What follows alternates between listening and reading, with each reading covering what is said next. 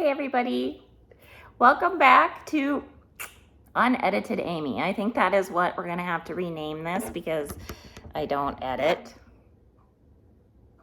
So you get what you get when you join me here. Anyway, welcome back. Welcome if you're new. I'm just here telling you what I've been blessed by, hoping that it helps you to be blessed. Things I've learned in my life, hoping that it helps you. Today's video, I'm going to talk about my enemies. I've been spurred on with all kinds of amazing revelations and lots of digging within myself. And I've shared a little bit on Instagram about this book that I'm reading, that I really would like to read the whole thing to you. Instead, I encourage you to get it also. And it's called Don't Give the Enemy a Seat at Your Table. And don't give the enemy. And it's written by Louie Giglio, and he talks a lot about Psalm 23, which a lot of us have heard. Very, very, very good psalm. And what's fun about it for me is that, many of us have probably heard it many, many times, but as he dissects it, it really brings some truths that have been shoved back or changed or twisted by the evil one, by the enemy. And so it's been very good for me to just sit and learn simple truths. So I'm just going to talk about that, and I'm going to talk about my enemies, your enemies, and what this means about coming to the table. So that's part of what I want to say is, first off, the King of the universe, the Creator, the one, the great I am, has said, I set a table for you in the presence of your enemies. He set the table for me. He set the table for you. And not only that, but he wants me to sit down with him, have a meal with him, look eye to eye with him. And what do? You fellowship at the table, generally at supper, at dinner. It's a friendship, it's a relationship that he wants with me personally. I imagine he has some amazing coffee there for me, water, food, all the things. He knows what I want, need, and like. He has prepared it for me. He has prepared it for you. So that is super, super revelation for me. Just wow. And he says, I set it in the presence. He sets it in the presence of my enemies. He didn't say in the absence of your enemies. He says in the presence of. Even though I am surrounded by enemies, I can choose if I'm going to sit there at the table with him. So imagine this table and in this room, and you've got this amazing food in front of you, but the enemies are still there. The accusers, all of the distractions of all the problems that are going on. He also says, even though I walk through the valley of the shadow of death, I will fear no evil. I will be with you. He's with you in that. He didn't say, I'm going to get rid of all your enemies. They're going to get out of there, they won't be in this room. No, he says in the presence of, not the absence of, meaning for me, I can see it means it's even though this, all the things, even though I will choose to sit at the table.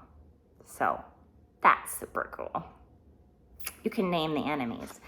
Today when I was reading, he was talking about the enemy and the enemies and what they say to you. So Satan's goal is to kill, steal, destroy. The easiest and the best and the most effective way he has is to get your thoughts, get into your thoughts, believe it is your thought, training, you've been trained, you've been hurt, you've been through some terrible trials, And the enemy wants to keep reminding you of that. And it's a pretty easy job. Yeah. I was just thinking about how, a lot of times we pray, I'm just kind of going off here. A lot of times we pray about, please, Lord, take this away. Please, Lord, take this away. Instead, Louie suggests to say, even though I am surrounded by, or even though this sickness is happening, even though this trial for my child is happening, whatever it might be, he hasn't removed it. He hasn't removed the trouble. He wants you to walk with him. So keep your eyes on him. Look at him across that table and look into his eyes. Keep your eyes off of all the enemies around the table, Okay, so cool. Anyway, so cool. So he talks a lot about, which I have talked in my devotional also about this, is the conflict and the battle of the mind and the lies that we believe. The lie that I was reading about this morning when I started to cry was, I'm not good enough. I'm not good enough to be at that table. I can't eat. I'm not. Why would I go to the table? Something is said to me, a question asked of me, and I immediately, sometimes if it's not the nicest thing or whatever, I'm like, it's because I'm not good enough. And that happened just yesterday. And tears well up, my stomach gets in a knot, and I'm just like, thankfully, I've been paying a little more attention to these things, these lies that keep getting told in my head. I'm not going to believe them anymore. I'm going to turn them and go, okay, so what is that about? Is that Jesus that's sitting at the table with me saying, you're not good enough, Amy? Of course it's not. Of course it's not.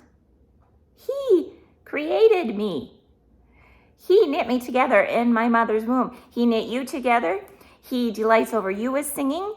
He crowns me with love and compassion. He crowns you with love and compassion. He is not saying to me, you're not good enough, because never mind. No. So this is the kind of stuff that I'm so excited that I am really getting better at this, get that muscle trained again about taking thoughts captive. And I hope that it helps you to do the same. But anyway, so back to this lie that keeps on being told to me. And it isn't just once in a while. It's like all the time. And I think it's because the enemy's like, well, this is a pretty easy one. This is an easy way to get Amy. We're just going to make her feel inadequate. We're just going to take this conversation and do this and that and the other thing. And then and I fell for it for a very short amount of time. And I spoke out loud, and I'm like, this is what I feel like, that I have failed. And why would you say that, and talk through the things. But these are the things. There's so many lies. There's the lie of comparison. All you got to do is scroll on your phone and you're like, oh, look at how she bakes. Oh, look at that tractor over there. Oh, look at that pickup. And look at that. Oh, look at her hair. Look at his, whatever. And we're always comparing. The lie of comparison. The lie of doom and gloom. The lie of it's me against the world. It's me against the world, because you think everyone in the world is against you. And you just, there's just so many. There's so many simple little twists to everything.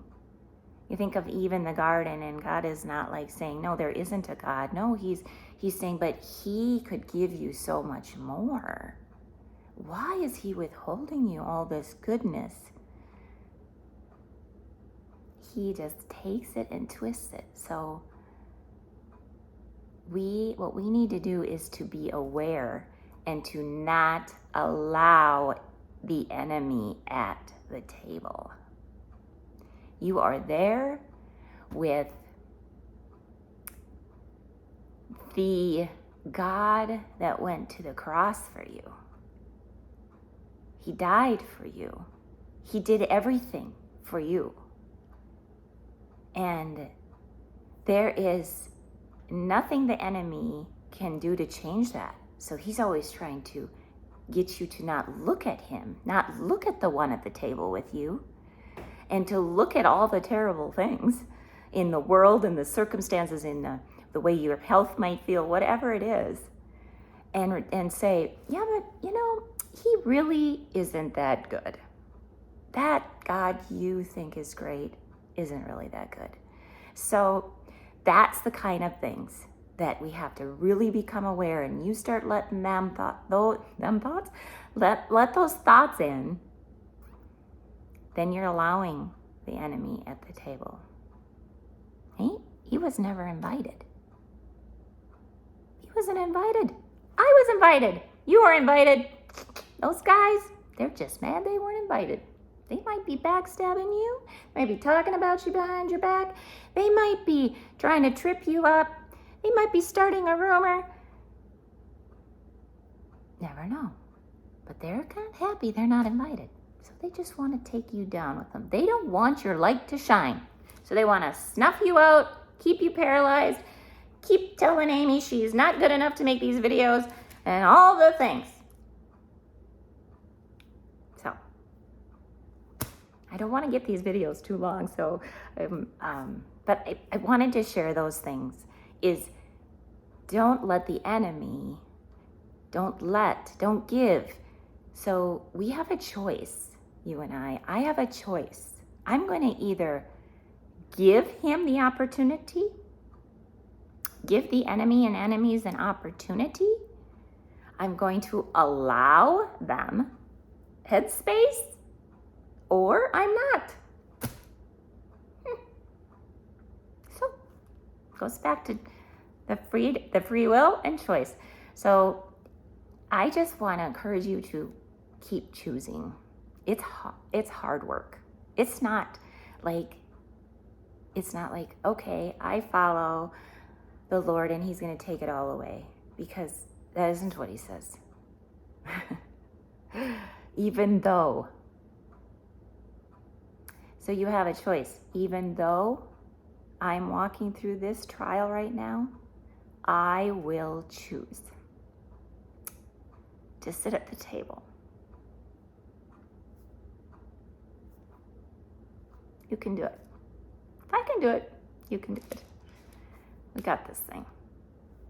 Thanks for joining.